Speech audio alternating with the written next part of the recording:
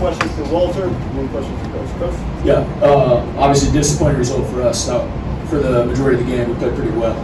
To come in here against a top 5 team analytically and to be in the lead for 30 minutes, I think says a lot about the growth of our program and where we've come over the last couple months. I think we're playing like one of the best teams in America right now. I'm disappointed about the outcome. Thought there were some 50-50 things down the stretch that didn't go our way.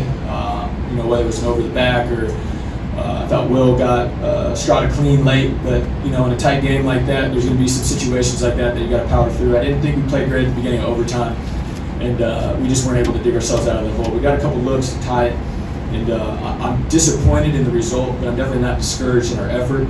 And as I told my team right before we came in here, I'm excited to get back to work with them tomorrow. I think we have a chance to have a really special end of the year, and even though we came up short tonight, I think our effort indicates that.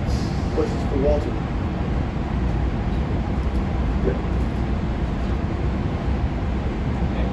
Score in the paint on some jumpers from 3-point range. What were you able to find within Alabama's defense to put up 27? Just like you said, getting in the paint a little bit. They big wasn't really helping, so one-on-one layups with the guards, and then my teammates just finding me for open threes. Anything else for Walter? Very good. Question for Coach.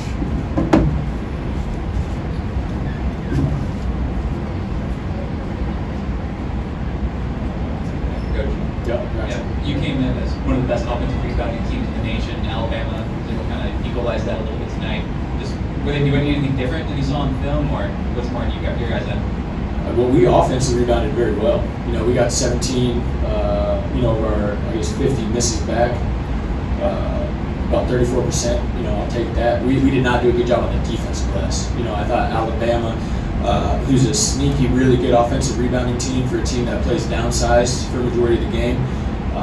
I thought they did a really good job early.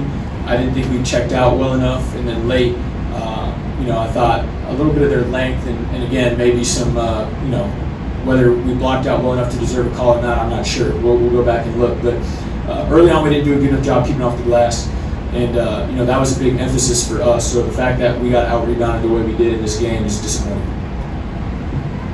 Coach, obviously, you didn't find out about Rochester before the game, but did Alabama playing 2 bigs? How did it affect you guys at all? Because they've been going with a small lineup a lot.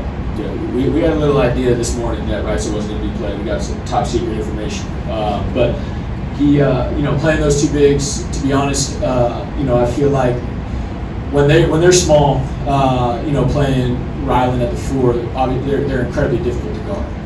They put you in some really precarious situations where you have to make some decisions on what you're willing to live with and what you're not. When they're playing more, Stevenson, Jaren, or Diabate or Wagyu, that gives you some opportunity to help out some guys. And I think that's something that benefited us, over the course of the game. We held the 37 in the first half, did a really good job defensively. They kind of found their groove in the second half.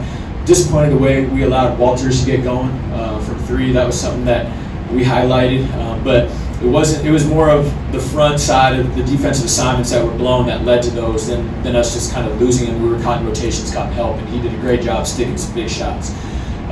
But yeah, I thought they're a little easier to guard that way and probably a little harder to keep off the glass. Coach, on that same note, Alabama's been shooting in the 40% here in Coleman Coliseum. They went 11% in the first half, but 25% on the game. Did you do anything specifically to guard the 3-point shot that worked effectively for you guys? Yeah, well, in the first half, I thought we did a good job of getting what we considered the right guys to take them. I think, in the first half, I think Ryland and Mark had only 6 threes taken combined, so I think they had 18 taken in the first. So that was a little bit of a game plan. Again, when you play these guys, especially in here, you got to live with something. You're not going to be able to take everything away. One of the things we wanted to live with was, some of that front court, some of the front court guys shooting threes. Not Walters, I consider him more of a wing, even though he's tall. But yeah, I thought we bothered them that way. And again, they made probably 6 out of their last 16. So they got it going a little bit. Obviously not 40%, but big ones, timely ones. And I thought, again, Sam's threes were huge, and maybe the difference in them being able to tie us in regulation. Nice. All right. Thanks, all. Thank you, guys.